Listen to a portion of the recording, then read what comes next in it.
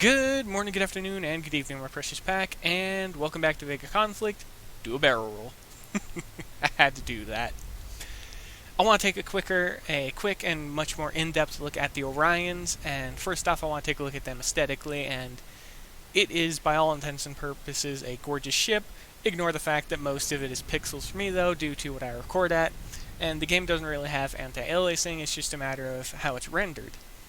Now, if I could achieve a higher screen value and stuff like that, higher resolution, I would use it in a heartbeat just to make everything look better, because that ship looks beautiful. By all intents and purposes, it gives me strong Mass Effect vibes.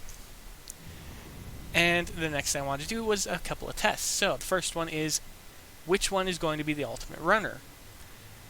Well, neither of these are actually the ultimate runner. That actually goes to the Segfault, because it has the highest in-phase bonus, and it brings it to a top speed of 1,600 meters per second. You begin to apply harmonics to that, and it becomes absurd. But for now, this is what we have. And what I wanted to do with this test was see how long it would take for the operator to reach the outer edge of the battlefield compared to the Orion. And the difference is actually not as large as you might think, despite the fact that you can see the Orion just trailing there hardly on the screen anymore. But there's the edge of the map.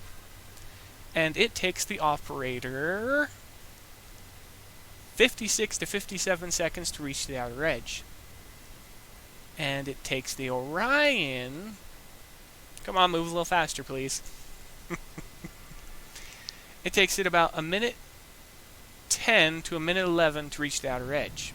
Now, weapons. I want to compare the Horde directly with the Paroxysm. So, what do we got? Well, it fires extremely quickly and hits extremely hard. As you can see, it reloads much more quickly than the Paroxysm, but this is where the downfall is, as you're going to see here. Against strafing Pharmacon targets, especially the higher tiers, it can't reliably hit them. When they're in phase, they're strafing too quickly for it. It's as simple as that. So, against Pharmacon targets, you'd be better off setting them up with a Xeno Paroxysm build, because it would never miss. You would always have the guaranteed damage, and the Xeno damage would be something that the Pharmacon would be highly susceptible to. So it'd be extremely good for you to try it out and use it like that. But one thing I do have to talk about the balance of the game and stuff like that, I'll be bringing up over the course of the next few weeks. Because there is strong imbalance between the ships and the factions and stuff like that, and despite the fact that the development team did want something to go on with Tier 8, I'm pretty sure that what they wanted to go on isn't exactly what we got, so this is what we have. Now, it wasn't the brightest idea to send in 2 Orions, but I believe that 6 of them should be able to take out the cargo fleets to be able to earn you the operator. And I could have brought an Ajax in here, but I mean, I've made my stance on the Ajaxes fairly clear. I don't approve of them or like them. Onto the fitting. All level 1 across the board, chrome skin, because, I mean, it's black and white. That thing looks amazing. And that's the Paro build, same as the Horde Cannon build, but the only difference is no skin, Zephyr Thruster. They both have Zephyr Thrusters, difference is the weapon. And this doesn't actually correlate to the Orions, I just wanted to include this here because I wanted to test them. I wanted to test the Horde Cannon specifically, and this is the... pardon me. This is the main target that actually got my interest when I thought of this, because I thought kiting the targets.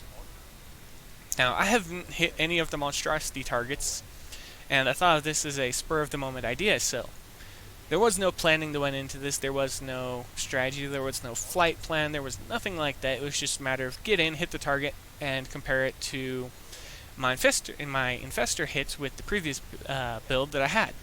The only difference is I can't actually officially state the build, because this isn't actually a direct competition with my Paroxysm build, because the Paroxysm build actually is a full build. It uses all 8 weapon slots. This only uses 6 because I only had enough credit items to quickly refit in between buildings of the building time of my new Orions and refitting, to refit it with 6 weapons.